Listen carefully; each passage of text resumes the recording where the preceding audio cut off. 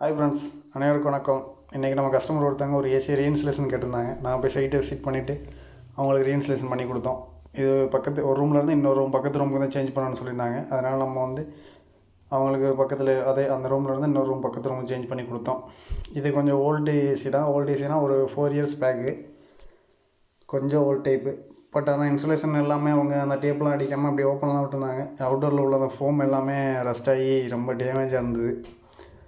இப்போ பார்த்தீங்கன்னா AC on பண்ணி விட்டுட்டு நம்ம டிஸ்சார்ஜ் லைனை க்ளோஸ் பண்ணிட்டோம். டிஸ்சார்ஜ் லைன் பார்த்தீங்கன்னா உங்களுக்கு அந்த குவார்ட்டர் இருக்குது பார்த்தீங்களா, அதான் தெரியாதவங்களுக்கு மட்டும் தான் நான் சொல்கிறேன். அது டிஸ்சார்ஜ் லைனை க்ளோஸ் பண்ணிவிட்டு இன்னொன்று நீங்கள் டம்மி ஓப்பன் பண்ணுறதுக்கு முன்னாடி கேஸ் லீக்கேஜ் எதுவும் இருக்காங்கிறது செக் பண்ணிக்கோங்க. சப்போஸ் டம்மியில் நீங்கள் அடங்கி போடும்போது உங்களுக்கு கேஸ் லீக்கேஜ் இருந்தது அப்படின்னா நம்ம லாக் ஆகாது, கேஸ் லீக் ஆகிட்டே இருக்கும். 5 மினிட்ஸ் ரன்னிங் ஆகிவிட்டு அதுக்கப்புறம் நம்ம செக்ஷன் லைனை க்ளோஸ் பண்ணிடணும். செக்ஷன் லைனை க்ளோஸ் பண்ணிவிட்டு அதுக்கப்புறம் ஃப்ளாரிங்கை ரிமூவ் பண்ணுறோம். ஃப்ளாரிங் ரிமூவ் பண்ணும்போது நீங்கள் மெயினாக செக் பண்ணிக்கோங்க. செக் பண்ணிக்கிறது பெஸ்ட்டு. ஏன்னா ஃப்ளாரிங் சப்போஸ் சரியில்லை அப்படின்னா நீங்கள் மறுபடியும் ஃப்ளாரிங் பண்ணுற மாதிரி இருக்கும். இது மெயினாக நம்ம பண்ணுறது எல்லாமே யூட்ராப் பண்ணி தான் எடுப்போம். இண்டோர்லேருந்து வர கனெக்ஷனு எங்கள் யூ பேண்ட் போடாமல் அப்படியே கனெக்ட் பண்ணியிருக்காங்க. இண்டோர் யூனிட்லேருந்து வர பைப் லைனே பின் பண்ணி எடுத்துகிட்டு இருக்காங்க. மேக்ஸிமம் அந்த மாதிரி எடுக்கக்கூடாது. எடுத்தீங்க அப்படின்னா உங்களுக்கு இண்டோர் பைப் தான் டேமேஜ் ஆகும். பைப்பை ரிமூவ் பண்ணிவிட்டு டோட்டலாக இண்டோர் அவுட்டோர் ரெண்டு ஃப்ளாரிங்குமே ரிமூவ் பண்ணிவிட்டு அதுக்கடுத்து ஒயரிங்கை ரிமூவ் பண்ணிடணும். ஒயரிங் ரிமூவ் பண்ணுறதுக்கு முன்னாடி சப்போஸ் புதுசாக ஒயரிங் கொடுக்குறதா இருந்தால் பிரச்சனை இல்லை. சப்போஸ் ஒயரிங் எதுவும் மாறி இருக்கா அப்படிங்க செக் பண்ணிக்கோங்க.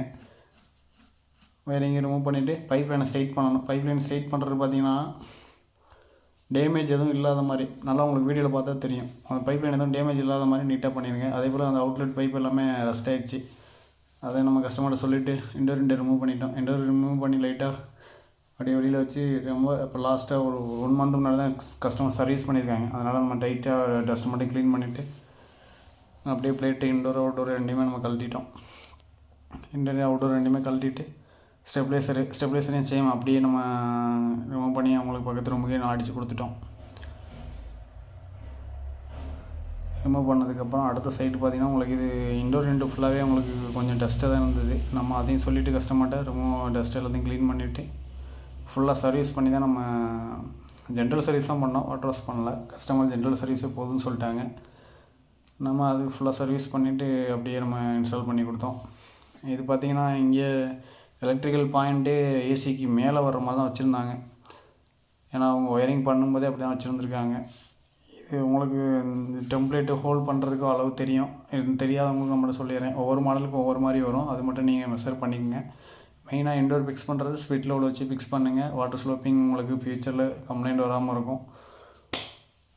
அவுட்டோர் நம்ம பார்த்திங்கன்னா வெளியில் அவுட்லெட் ஹோல்ட் பண்ணுறது மேக்ஸிமம் நம்ம கோர் கட்டிங் தான் பண்ணுவோம். அது கோர் கட்டிங் பண்ணுறதுக்கு முன்னாடி நம்ம சின்ன பிட்டு, அதாவது 16 mm பிட்டு இருந்துச்சுன்னா லைட்டாக நம்ம அலைன்மெண்ட் கரெக்டாக வர்றதுக்காண்டி ஹோல்ட் பண்ணிவிட்டு தட்டி உடச்சிக்கிறது நல்லது.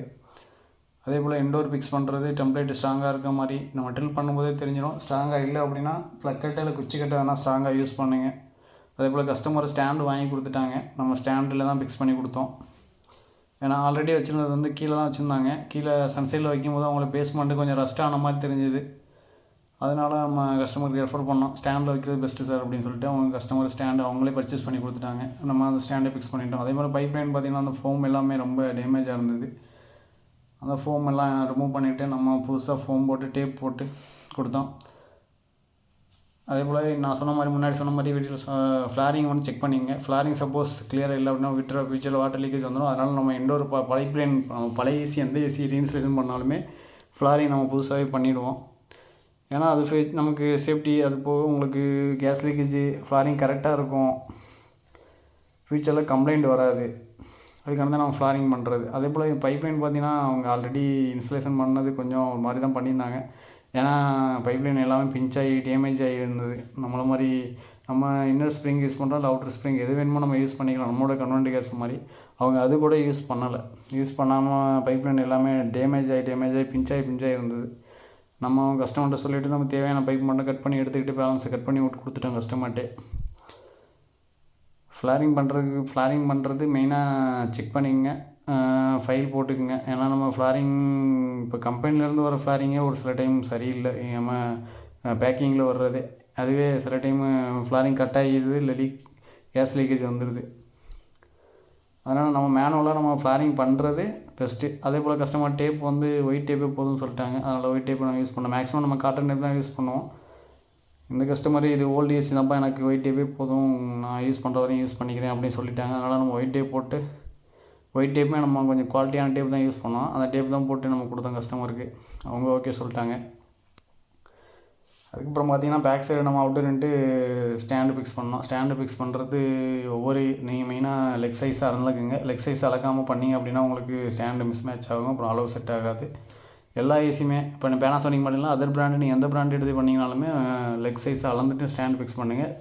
தெரிஞ்சவங்களுக்கு ஓகே, தெரியாதவங்களுக்கு அதுதான் நான் சொல்கிறேன்.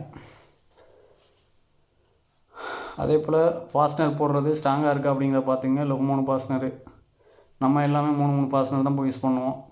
அதே போல் ரப்பர் புஷ் யூஸ் பண்ணுங்கள். ரப்பர் புஷ் நம்ம சைடு நம்ம ரப்பர் புஷ் எப்போவுமே யூஸ் பண்ணுறது. ரப்பர் புஷ் எதுக்காண்டினா மேக்ஸிமம் வைப்ரேஷன் இல்லாமல் இருக்கும். ஸ்டாண்ட்லேருந்து உங்களுக்கு வைப்ரேஷன் மூவ் ஆகாது. அதுக்காக ரப்பர் புஷ் யூஸ் பண்ணுறது. நம்ம அப்படியே இன்ஸ்டால் பண்ணிவிட்டு பைப்பு டைட் பண்ணிவிட்டு கேஸ் லீக்கேஜ்லாம் செக் பண்ணிவிட்டு கஸ்டமருக்கு இன்ஸ்டால் பண்ணி கொடுத்துட்டோம். இன்ஸ்டால் பண்ணி கொடுத்துருவோம் கஸ்டமர் ஓகே. அவங்க அப்புறம் நம்ம எக்ஸ்பிளைன் பண்ணிவிட்டு கஸ்டமருக்கு இன்ஸ்டால் பண்ணி கொடுத்துட்டோம். இன்ஸ்டால் பண்ணி கொடுத்துருவோம் கஸ்டமர் ஓகே. அவங்க அப்புறம் நம்ம எக்ஸ்பிளைன் பண்ணிவிட்டு அங்கேருந்து கிளம்பிட்டோம். இந்த வீடியோவில் எதனா டவுட் இருக்குது அப்படின்னா எனக்கு மெசேஜ் பண்ணுங்கள். சப்ஸ்கிரைப் பண்ணி சப்போர்ட் பண்ணுங்கள். தேங்க்யூ.